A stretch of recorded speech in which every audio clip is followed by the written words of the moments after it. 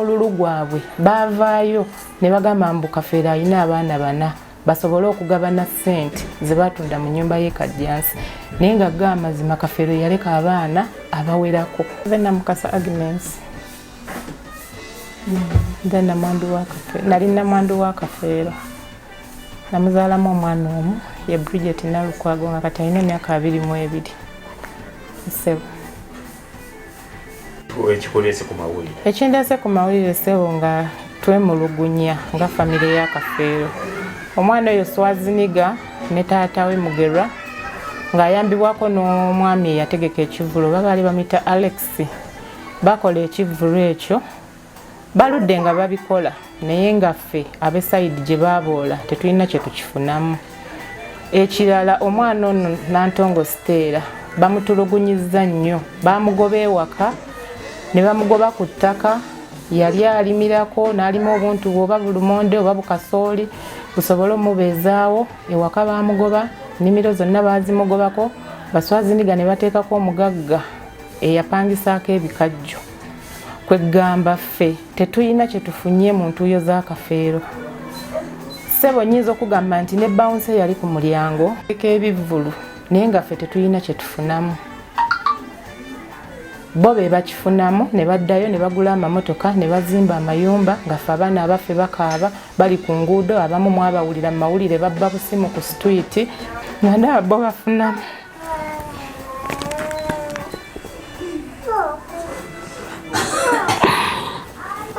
Naye tusaba obwenkanya n'olwekyo tusaba okuyambibwa. Ekivvulu kyayingiza abantu bangi era bajjula. Kati natuukirira omwami oyo omutegesi ne mugamba munaye ssebo naffe weetuli bannamwandu n'abaana.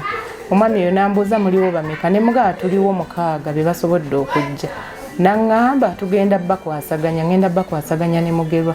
Ssaawa yatuuka ey'omwami nga tayagala kumanya, tayagala kuntunuulira mu maaso we muzijja ne mugamba ssebo kati ki ekigenda mu maaso. Ssaawa zaali zigenda mu 9 nga njagala kuddayo nali ngenze n'omwana ono Stella kuba mbeera naye wano. Omwami yaŋŋamba nze mmwe sibamanyi mugende munoonye Mugerwa. Okunoonya Mugerwa nga tumugamba nga Mugerwa atwekweka bwekwesa agamba nze mundeke munveeko. We nalumba Swaziniga yaŋŋamba nti gwe obwedde ompitako buyisi ssente nga nkuwa zaaki. Nga nawulira obusungu ne nkaaba ne baŋŋamba gwe oyagala kukola mawulire nga ndaba abantu abatalina we bayita Kafeero. Tusaba obwenkanya. Mwami baali bamuyita Alex eddala sirimanyi, sekandi oyo yamumanyi yali akitegese. Kiyinza okuba kyavaamu miliyoni eziwera 7 oba 8 kuba kyajjuza. Tebaatulabawo nze baŋŋamba ne babbawunsa bennyini be bankwatibwa ensonyi ne bagamba ono namwandu tumuweeyo. Omu yagamba tumuwe 1,000, omulala n'agamba nedda tumuweeyo 2,000 gijja mutuusa. Era ze bampa yambibwa na bwenkanya. Naddala omwana ono Stella bamugoba ewaka ssaawa n'abeera wano ate mulwadde bamukebera nga alina hepatitis B. Nali mugoberako agende ebweru akole mu kiyumba ne bamukwatamu hepatitis B. Kati simanyi kyenzizaako naye tamanyi kiddako kuba yagambye yali badde waakiri addayo mu kyalo n'abeera ku kibanja n'alima naye Baswazi bamugobaganya. N'omwana owange yennyini ali ku ssomero naye talina kyayambiddwa wadde requirement wadde akantu konna konna nti ke kano akavudde mu ntuuyo za kitange. Ssebo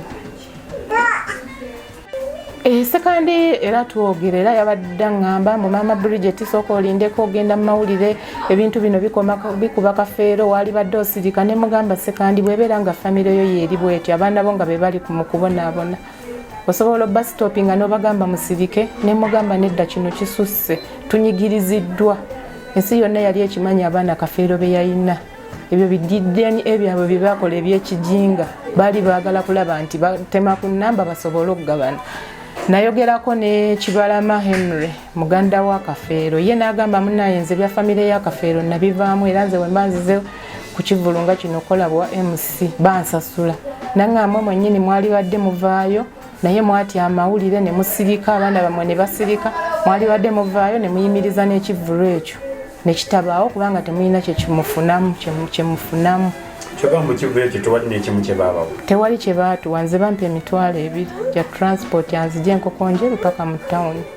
Stella ye tebamuwera ddala. Twaliyo ne John Mark ye baamuwa naye saamanya muwendo gwa ssente. Waliyo ne Kate. Ne Kate baamuwa naye saamanya muwendo gwa ssente. Era Kate be bamu ku sayidi eyaffe ey'abaana be baaboola. Kyali kikwata ku kuyamba famire ya Kafeero n'okuzimba amalalo ga Kafeero. Ate nga buli mwaka bakikola naye saawa eno ne bwogenda ku ntaana ya Kafeero okuva we yazimbibwa bateekako bbulooka ndowooza ziringa teziwera na 50. Ate bazitaddeko nga ekivulu kigenda okutuuka okudingadyeko abantu kubabuzaabuza. Ow'ekivulu yaŋŋamba nti nze ebyammwe sibimanyi kwatagana ne bamugerwa naye nga bansindikira okwatagana nabo banneekweka beekwesi buli omu adduka buddusi. Buli omu bwe yafuna ke yafuna yadduka bibye yadduka agenda. Tusaba kuyambibwa na bwenkanya ku bintu bya famire ya Kafeero kubanga Swazi Kafeero si gwe yazaala yekka, Kafeero yazaala abaana bangi. Kugambye Kafeero wamuzaalamu omwana omu? Namuzaalamu omwana omu. Ani? Bridget Nalukwago.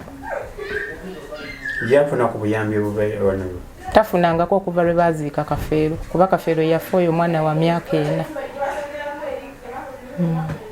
Byonna ani abikolako?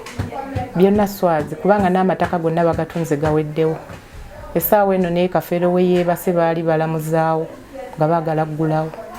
Naye Ssenga Ntongo n'asitukiramu n'agenda ku gundi ku LOC ne ku poliisi Nkoko Njeru ne bisirikamu. Nze Ntongo Stella andi muwala w'omugenzi Kafeero.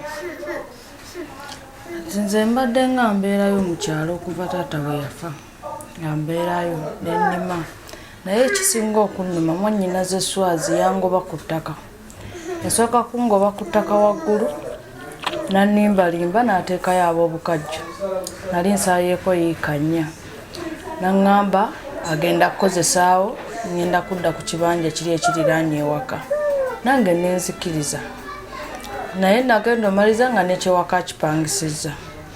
Ebbanga we lyaggwako eri omwami gwe yali ataddeko nenziramu nnimirewo awantu awo wali ku bugazi bwa yiika 2 nenteekawo kasooli. Nateekawo kasooli abaana terutuuka okukolebwa. Swazi n'omusajja we ow'ebikajjo bajja ne bakabala kasooli oyo ne bamuyisaamu tractor. Nengezaako okwekubira enduulu ogendako engogwe ku poliisi osiwa engogwe yanvuluga buvuluzi. Ngezaako yita bannange naye nga bwe tugenda engogwe batuvuluga buvuluzi. Era nembireka awo bwe ntyo mmayiza nga sirina kyenfunyemu ate nga ntaddemu ssente zange. Ewaka Swazi nangobawo ne mba nga sikyalina sisobola yadde osulawo yadde olimirawo yadde. Kwe kuvaawo nenzija ewa maama ono ne munnyonnyola embeera yonna nga bweri n'aŋŋamba akyangu tugira tubeera ffenna paka we binaatereera. Naye kati ekivulu kino twali tumanyi tujja funamu ng'abaana kuba ekivulu ekiwedde tetwafunamu. Ekivulu ekiwedde twaliyo naye tetwasobola kufunamu. Swazi n'atulaga nti agenda kuzimba malaalo. Naye ekyasinga okunnuma nti amalaalo batandise ogazimba ndowooza nga 2 Ogwokutaano. Naye ng'ekivulu kyaliwo nga 17 omwaka oguwedde. Amalaalo batandise ogazimba nga 2 Ogwokutaano ate ne bazimbako katono nnyo. Ate ekyewuunyisa nga ne seminti waliwo eyavuddeyo ng'abanja seminti eyazimba. Seminti eyazimba waliwo eyavuddeyo ku olwo lwennyini yajja n'ambuuza Swazi aliwa ne mubuuza Swazi omwagaza ki. Nze gw'obuuza Swazi sikwatagana naye. N'aŋŋamba Swazi yantuma seminti ne ŋŋenda ne mwewola teyampa ssente ate bwe naze omubanja yandeetedde ba bodyguard bankube. Kati kye twebuuza ssente z'ekivulu ekyaggwa zaalagawa. Tetwafunako yadde ne tulowooza zigenda zimba tezirina kye zaakola.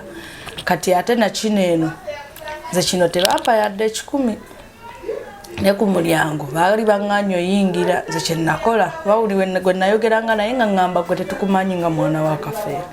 Nange kye nakola ne nnyimirira awo ku mulyango ndabira eddala ekiddako. Ne wavaayo mukyalo omu n'ankwata ku mukono n'abaga atuswala ng'abantu batandise okwekalakaasa buli omu ababuuza lwaki omwana oyo tannayingira ng'ate tumumanyi mwana wa Kafeero. omukyalo oyo kwe kunnyingiza nennyingira naye bwe nayingira munda nze Swazi saamusinkana era sowagamba nti nasisinkana Swazi kuba nze naye tetukolagana nasinkana maama wange era nangamba tugende ku mulyango tulabe baba tufunirayo kasente bwe twatuuka ku mulyango waliwo bodyguard wa Swazi we yeeyita Paulo we yakozesa okungoba ewaka yayogera bingi nnyo emulaga nze simuliiko ye yasalawo bafunire maama omutwalo gwa sente gumu omulala n'abagamba nedda temusobola wana mwanda omutwalo gumu tegujja mutuusa lwakiri mumuwe emitwalo 2 era ne basondera maama emitwalo 2 emitwalo 2 gye baawa maama naye ekisinga okuneewuunyisa Swazi yavaayo n'alaga mu mawulire nti abaana ba Kafeero bali 4 ku kivulu kino eno mu kusabira muzeeyi yadde okusaba tekwaliwo Swazi we bamubuuza abaana ba Kafeero yayita Kate ate nga Kate ali kufa abaana be bagoba ku kivulu kwennyini Maaka yayanjulwayo ng'omwana wa Kafeero nange nengenda ofuuwa Maaka era naye nanyanjulayo ng'omwana wa Kafeero kati Swazi ye abaana ba Kafeero abatuufu abalaba meka Swazi ayinza oba mwana wa kusatu ayinza oba wa kusatu tetumanyi ye nga ye ate be yeegaana ate baasika kuba ku kivulu ekyo Kate yafuna kuba maama ono yavaayo n'agamba Kate tugende mu mawulire tulabise Swazi Kate nadduka obuliwo ekitulese mu mawulire nga tusaba kwekubira nduulu twagala kwekubira nduulu tufune obwenkanya tulabe nga tuyambibwa kuba afunamu tunayambibwa kuba batugamba ekivulu kiyamba famire ya Kafeero tetulowooza tunayambibwa naye tetwasobola kufuna kuyambibwa yadde baganda baffe abamu Kate ne Maaka bwe twagezangako bagamba twekubira enduulu nga tebakkiriza nga bo batulaga bo bafunyeemu dda ffe ne tumaliza nga tetulina kye tufunyeemu nina emyaka 3 maama gyali maama abeera awo ku Jinja Road namwe ono yanyanguyira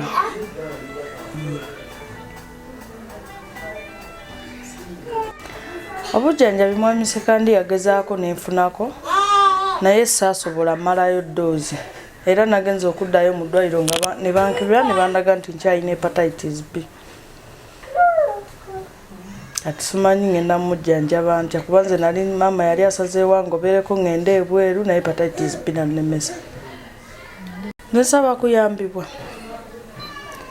kuba yasobola okunfunira eddagala lya hepatitis B nenjanjabibwa nempona nengenda nenkolera ebyange siina buzibu oba ne Swazi yennyini ffe tetumulinaako buzibu ye bw'aba alaba nga kyayagala byebyo byayagala okukola fe atuleke tukolere ku ttaka lya kitaffe kuba naffe tuli baana nze bwe mba nvuddeyo nnime andeke kuba mba nsazeewo nkozesa amaanyi gange nfune mu maanyi gange tebemwesibako naye ate ne bw'osalawo okozesa amaanyi go era takkiriza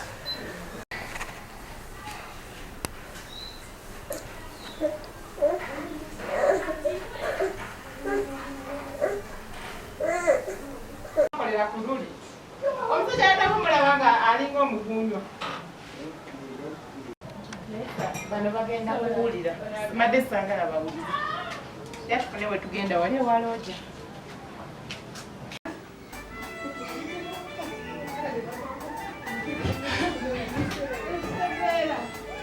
kitegeera kasooke mbikeko biri ebintu byange byabakulu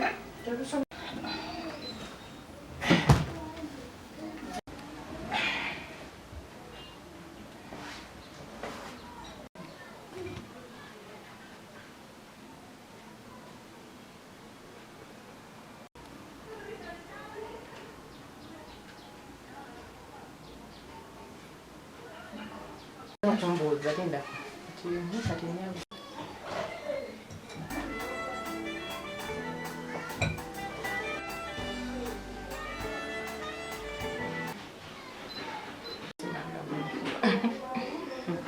yakutereera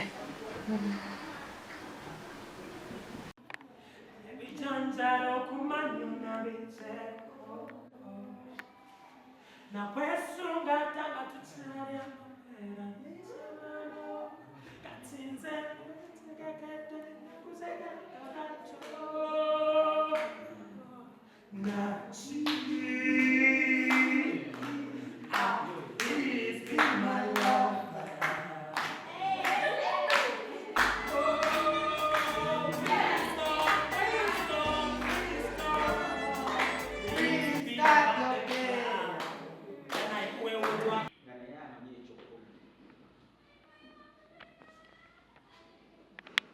But now, for me, when I sit, I'm like, at least my even young in Uganda, chief from getting another year, a comedian, a palasso, but a silky vocal, but you TV and I will be panning couple.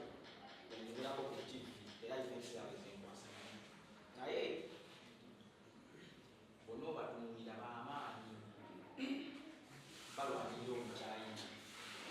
They fight for what she has now. What I mean in terms of publicity, when you go on YouTube, she's one of the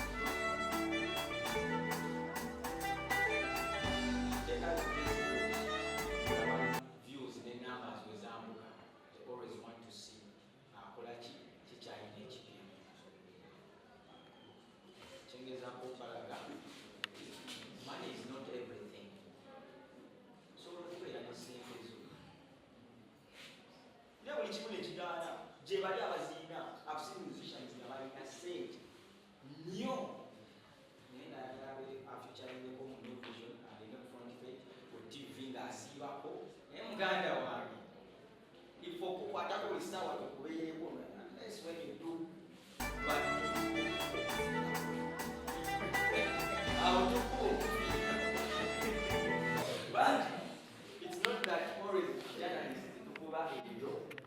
I know about by now and there in Islam. You know that you're part of the public figure, but you're behaving badly. That time, what doing, why is that much public power? So, the Yakuba, Pakapu Yawi. Uli Yawi, the Linyari Yokuba. I don't even people do one, you catch I don't even know how to suspect for a cheap.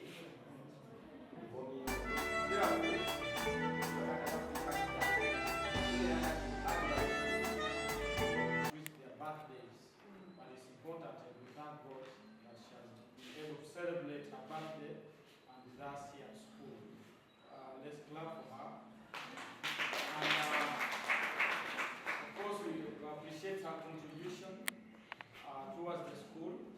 Maybe for the record, Mr. Mahmoud Musa, the manager admissions, marketing and promotions, and the head of vocational.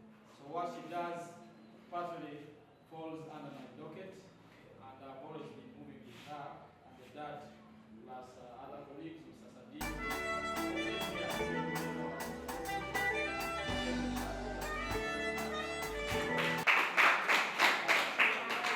And I want to thank that group because I believe it gave her confidence, and that's why she was able to make it.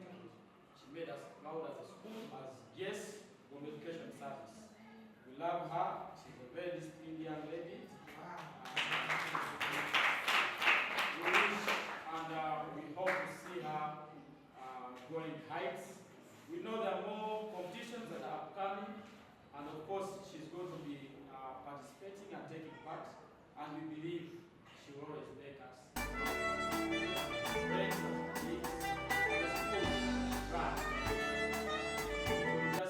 We just thank God for our life, and we pray that God enables her to see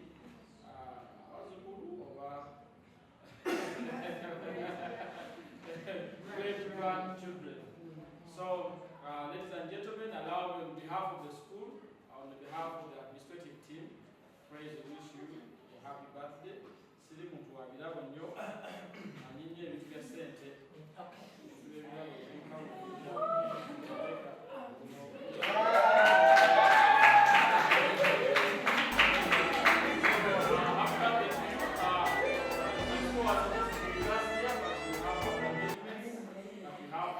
And after here, we have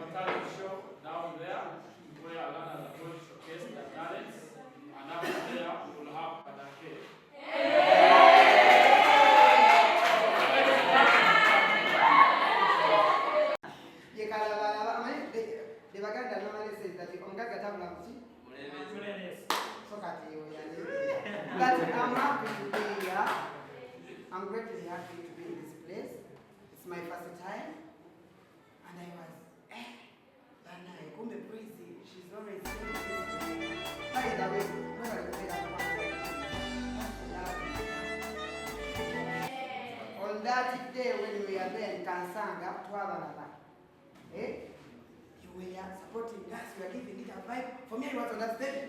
Ngamukubaka lule ngamba yiba natani yabaguze. Thanks a lot.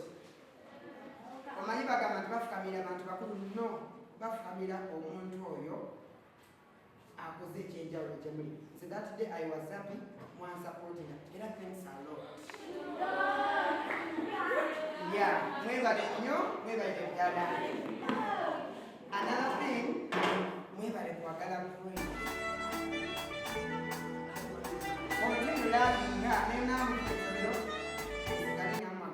So that she make her goal. She reach on her goal. I'm called the Mukisa God for Semakula, Mr. Bukede. 2020, Sunday,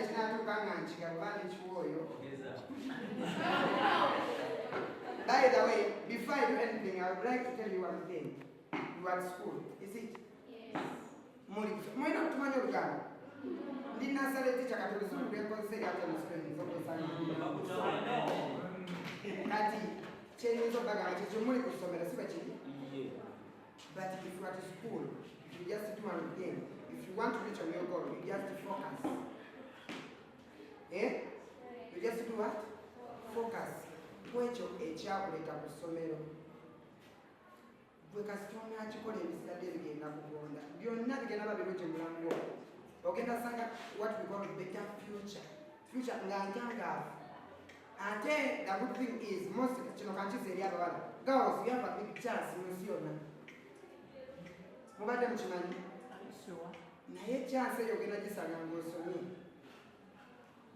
Nze nasoma naye saasoma sinatuuka wala naye nga nsuubira otuukayo. Naye omuwala olina paati nene ng'osomye mu nsi yonna oli kyamuwendo. That's why n'ensi yaffe bagita Uganda bagita bata. Nedda.